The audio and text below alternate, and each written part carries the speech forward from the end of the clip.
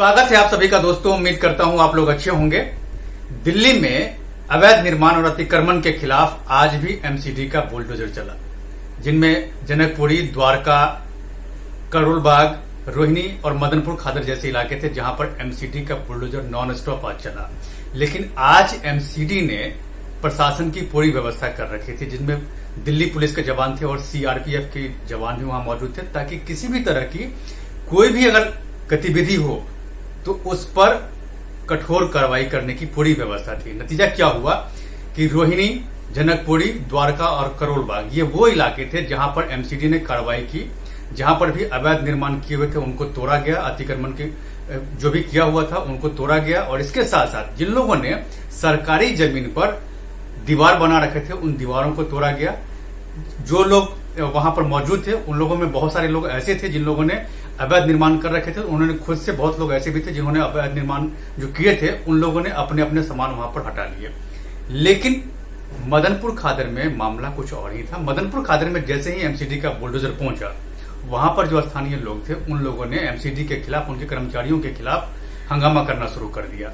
लेकिन वहां पर पुलिस और सीआरपीएफ के जवान भारी संख्या में मौजूद थे, क्योंकि वहां पर एमसीडी को कार्रवाई करनी थी। और उनको ये एमसीडी का ये कहना था कि इस इलाके में भी बहुत सारी जगह ऐसी है, बहुत सारा मकान ऐसा है जो अवैध तरीके से बनाया गया है, उस मकान को तोड़ना है। और इसके साथ साथ जो फुटपाथ पर जो लोग अवैध कब्जा किए हुए हैं उस कब्जे को हटाने के लिए एमसीडी की टीम पहुंची थी, जिनमें सीआरपीएफ के जवान भी वहां मौजूद थे और दिल्ली पुलिस के जवान भी वहां मौजूद थे, कि किसी तरह की यहां पर अगर स्थानीय लोगों ने हंगामा किया तो उस हंगामे को काबू पाने के लिए उन्होंने पूरी व्यवस्था कर रखी थी। नतीजा क्या हुआ कि जैसे ही यहां पर बुलडोजर चलना शुरू हुआ अवैध निर्माण के अगेंस्ट में, अतिक्रमण के अगेंस्ट में, वैसे ही स्थानीय लोगों ने हंगामा करना शुरू कर दिया एमसीडी के कर्मचारियों के खिलाफ। एमसीडी के कर्मचारी ने और स्थानीय पुलिस ने उनको समझाने की कोशिश की। उन्होंने ये भी बताया कि भाई, आपको जो आपने अवैध निर्माण किए हैं इसको लेकर के आपको नोटिस पहले ही दे जा चुकी थी, इसके बाद भी आपने इसको नहीं हटाया। अब एमसीडी की टीम आ गई है और एमसीडी की टीम अपनी कार्रवाई करेगी अपने हिसाब से। लेकिन लोग नहीं मांगे, जमकर हंगामा हुआ। जबकि देखिए, बाकी और भी जगह पे एमसीडी कार्रवाई कर रही थी, वहां पर क्या हुआ, एमसीडी के अधिकारी अपना काम कर रहे थे, लेकिन बहुत सारे लोग थे जिन्होंने कर रखा था अवैध तरीके से कब्जा, उन लोगों ने खुद सहयोग किया और हटा लिया अपना सामान। साथ साथ उन लोगों ने यह आरोप भी लगाया कि एमसीडी ने हम लोगों को नहीं बताया था, अगर वो बताती तो हम खुद से अपना सामान यहां से हटा लेते, एमसीडी को यह करने की जरूरत नहीं होती। लेकिन मदनपुर खादर में मामला बिल्कुल उल्टा था। वहां पर के लोग जो हैं वो एमसीडी के अधिकारियों के अगेंस्ट में खड़ा हो गए और जमकर हंगामा करने लगे। जैसे ही हंगामा शुरू हुआ वैसे ही इलाके के जो विधायक थे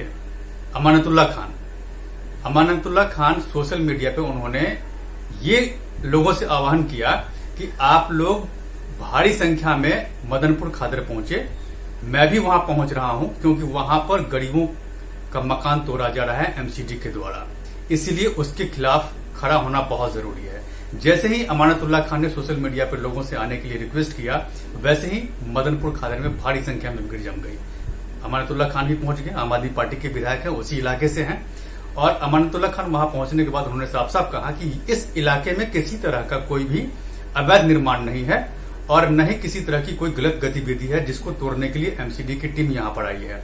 इसीलिए हम यहां के लोगों के सपोर्ट में यहां पर खड़े हैं और तब तक रहेंगे जब तक कि यहां से एमसीडी के अधिकारी नहीं चले जाए। उन्होंने चैलेंज भी किया कि अगर एमसीडी के अधिकारी या फिर पुलिस अगर उनको चाहे तो वो हिरासत में ले ले, हिरासत में मुझे जाने में कोई दिक्कत नहीं है, यहाँ के लोगों के सपोर्ट में खड़ा रहना मेरे लिए बहुत जरूरी है। लेकिन प्रशासन ने काफी समझाया उनको, लेकिन वो नहीं माने।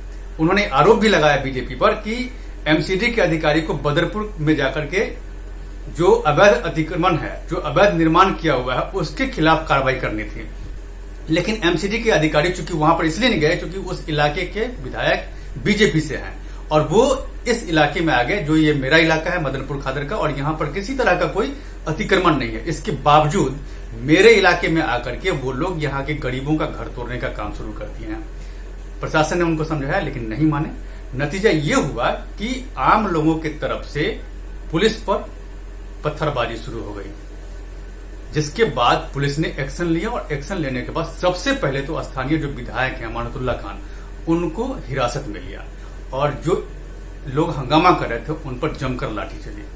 अब आप देख लीजिए इस तस्वीर को, उसके बाद इस पर हम चर्चा करेंगे कि आखिर अमानतुल्लाह खान क्या चाहते हैं, उन्होंने क्यों यहां पर आकर के विरोध खड़ा किया और प्रशासन को इस तरह का कदम क्यों उठाना पड़ा, इस पर इसके बाद हम चर्चा करेंगे।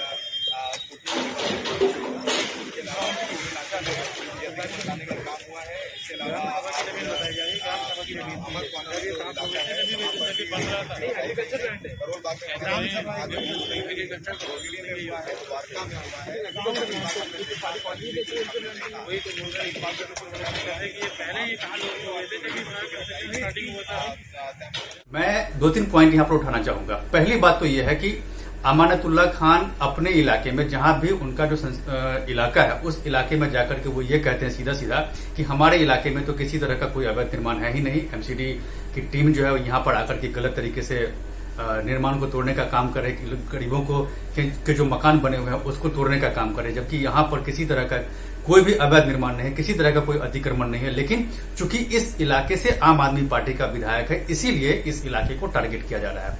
आपको याद होगा कि यही अमानतुल्लाह खान शाहीन बाग में भी एमसीडी के अगेंस्ट में खड़े हो गए थे और वहां पर की जो महिलाएं थी, वहां पर के जो बच्चे थे, वो बुलडोजर के आगे खड़े हो गए थे कि हम बुलडोजर नहीं चलाने देंगे। और जिसका कारण क्या हुआ था, अमानतुल्लाह खान और वहां के इलाके के जो पार्षद थे, इलाके के जो लोग थे, शाहीन बाग के इलाके के जो लोग थे, उनके विरोध के कारण एमसीडी को वापस आना पड़ा था। तब उस पर सवाल भी उठे थे कि क्या एमसीडी ने पूरी तरह से स्टडी नहीं की थी, क्या एमसीडी ने इन लोगों को नोटिस नहीं दिया था कि इन लोगों के विरोध के कारण उनको वापस होना पड़ा। तब एमसीडी ने यह कहा था कि हमारे पास पर्याप्त पुलिस नहीं थे और चूंकि जिस इलाके में जाकर के हमको अतिक्रमण के खिलाफ कार्रवाई करनी थी, वहां के लोगों ने, बहुत सारे लोगों ने अतिक्रमण जो किए हुए थे सड़कों पे, उनको हटा लिया था, इसीलिए हम वापस आ गए। तब है कि मदनपुर खादर में अमानतुल्लाह खान क्यों आए। चूंकि अमानतुल्लाह खान मदनपुर खादर में इसलिए आए कि उनको ये लग रहा था कि मदनपुर खादर में भी हम आकर के इसके अगेंस्ट में हम खड़ा होंगे तो यहाँ पर के लोगों को मेरे सपोर्ट में आना होगा, क्योंकि वहां के लोगों के सपोर्ट में अगर खड़ा होंगे तो ये हमारा वोट बैंक है, ये हमको आगे वोट करेंगे। और चूंकि उनको ये भी लग रहा था कि हमने इनको शाहीन बाग से इनको भगा दिया तो यहां से भी वो भगा देंगे। चूंकि वहां पर क्या था मदनपुर खादर में कि एक 5 मंजिला इमारत थी जो अवैध तरीके से बनाया गया है, उस मकान को तोड़ा जा रहा था और इसके साथ साथ बहुत सारे अतिक्रमण किए हुए थे सड़कों पे, उसको हटाया जा रहा था। और इसी के अगेंस्ट में अमानतुल्लाह खान वहां के जो पार्षद हैं इलाके के, उनको लेकर के और इसके साथ साथ जो स्थानीय लोग हैं उनको साथ में लेकर के उन्होंने हंगामा करना शुरू कर दिया था। नतीजा क्या हुआ कि प्रशासन ने उनको हिरासत में ले लिया और वहां के लोगों को जमकर की पिटाई की, वहां से भगाया और एमसीडी अपनी कार्रवाई करने लगी। तो यहां पर यह हुआ कि प्रशासन की मौजूदगी थी, सीआरपीएफ की टीम थी, इसीलिए यहां पर अमानतुल्लाह खान को जो करना चाह रहे थे वो कर नहीं पाया। उनको ये लगा कि शाहीन बाग जैसा ही ये इलाका है, यहां पर भी हम अपना हक जता लेंगे। अब देखिए कि इस पूरे मामले पर यहां पर दूसरा जो मेरा पॉइंट है वो है बीजेपी की एमसीडी को लेकर के हैं। एमसीडी में बीजेपी पिछले 3 दशक से सत्ता में है। मैंने आपको पहले भी बताया था, जो 4 मंजिला जो इमारत है उनको तोड़ने की जो बात हो रही थी और उस मकान को तोड़ा जा रहा था आज मदनपुर खादर में, तो सवाल ये उठता है कि ये मकान रातों रात तो नहीं बन गया होगा। इस मकान को कई सालों से बनाया गया होगा, हो सकता है कि 6 महीने में बनाया गया हो इस मकान को, तब एमसीडी को क्या इसकी खबर नहीं लगी? तब एमसीडी ने इस पर क्यों कार्रवाई नहीं की? अभी जब एमसीडी कार्रवाई कर रही है तो उस पर सवाल उठ रहे हैं और इसी को लेकर के आम आदमी पार्टी ने एक प्रेस कॉन्फ्रेंस किया और प्रेस कॉन्फ्रेंस के दौरान ये कहा कि एमसीडी अभी जो कार्रवाई कर रही है उस कार्रवाई को उसको तत्काल बंद कर देना चाहिए और उन्होंने मांग की है कि चूंकि एमसीडी का कार्यकाल खत्म हो चुका है, इसीलिए आम आदमी पार्टी ने ये मांग की है कि सबसे पहले तो एमसीडी का चुनाव होना चाहिए और उसके बाद जो नए जनप्रतिनिधि चुन करके आएंगे वो डिसाइड करेंगे किस एरिया में अवैध निर्माण बना हुआ है, कहां पर अतिक्रमण है, वो तोड़ने का काम करेंगे। क्योंकि अभी एमसीडी के कोई भी अधिकारी इस काम को नहीं करना चाहिए उनको, ये आम आदमी पार्टी ने सीधा सीधा ये मांग करते हैं कि इस वक्त भाजपा का एमसीडी का टेन्योर खत्म हो चुका है, इनके काउंसलरों का टेन्योर खत्म हो चुका है, इनके मेयर्स का टेन्योर खत्म हो चुका है। दिल्ली के अंदर एमसीडी के चुनाव कराए जाएं, दिल्ली वालों को अपनी एमसीडी चुनने दिया जाए और जो नई एमसीडी चुन के आएगी, जिसको दिल्ली वाले चुनेंगे, वो लोग निर्णय लेंगे कि कहां पे बिल्डोजर चलेगा, कहां पे बिल्डोजर नहीं चलेगा। यहां पर यह है कि पॉलिटिक्स हो रहा है, बीजेपी अवैध निर्माण को तोड़ रही है और आम आदमी पार्टी और कांग्रेस ये कह रही है कि जो बीजेपी टारगेट कर रही है एमसीडी का, इसमें कोई रोल नहीं है। उस दिन भी उन्होंने आरोप लगाया था कि आदेश गुप्ता के इशारे पे इस तरह का किया जा रहा है। जिस दिन से जहांगीरपुरी में ये एमसीडी ने कार्रवाई की थी, उसी दिन से सवाल उठने लगे थे कि वहां कार्रवाई शुरू हो गई, उसके बाद उत्तरी नगर निगम के बाद दक्षिणी नगर निगम ने कार्रवाई करनी शुरू कर दी, तब उन पे आरोप लगने शुरू हो गए थे। अब लेकिन एक चीज और भी है कि एमसीडी का कार्यकाल मान लीजिए कि अगर चुनाव नहीं अगर हो गए रहते तो अप्रैल में खत्म हो गया रहता और अप्रैल के बाद नई सरकार वहां पर आ जाती, चाहे जिसकी भी सरकार आती एमसीडी में, तो ये अगर अपने कार्यकाल के दौरान बीजेपी ने नहीं करवाया तब तो उस पर सवाल उठता है कि आखिर बीजेपी शासित एमसीडी की मंशा क्या है, उस पर सवाल उठते हैं और यही सवाल जो है दूसरे राजनीतिक दल भी उठा रहे हैं। लेकिन यहां पर सबसे बड़ी जो बात है वो अमानतुल्लाह खान को लेकर के, अमानतुल्लाह खान को ये लगता है कि उनकी दादागिरी है, वो जहां भी चाहेंगे खड़ा हो जाएंगे और अवैध निर्माण हो या फिर अवैध तरीके से अतिक्रमण किया गया हो, उसके सपोर्ट में वो पब्लिक के साथ खड़े हो जाएंगे। तो ये बहुत गलत है। आपके पार्टी के संयोजक ने यह कहा था कि दिल्ली को हम सुंदर बनाएंगे, वर्ल्ड क्लास बनाएंगे, लंदन के जैसे बनाएंगे। तो इस तरह अगर दिल्ली में अतिक्रमण होता रहेगा और आप अगर उसका सपोर्ट करते रहेंगे तो कभी भी आप लंदन बनाने का सपना जो आपका है वो पूरा नहीं हो सकता है। तो अब मेरी नजर इस पूरे मामले पे बनी हुई है कि एमसीडी की कार्रवाई और कहां कहां होती है और राजनीतिक पार्टी उस पर क्या स्टैंड लेते हैं, ये देखने वाली बात होगी। मैं इस पर नजर बनाए रखा हूं, आप मेरे साथ बने रहिए और अब तक अगर आपने मेरे इस YouTube चैनल को सब्सक्राइब नहीं किया है तो प्लीज सबसे पहले इसे सब्सक्राइब कीजिए, लाइक शेयर और कमेंट जरूर कीजिए। इसमें एक कमेंट बॉक्स है जिसमें जाकर के आप इस मुद्दे से रिलेटेड अपना सवाल कर सकते हैं, जिसका जवाब मैं आपको दूंगा। तब तक के लिए धन्यवाद।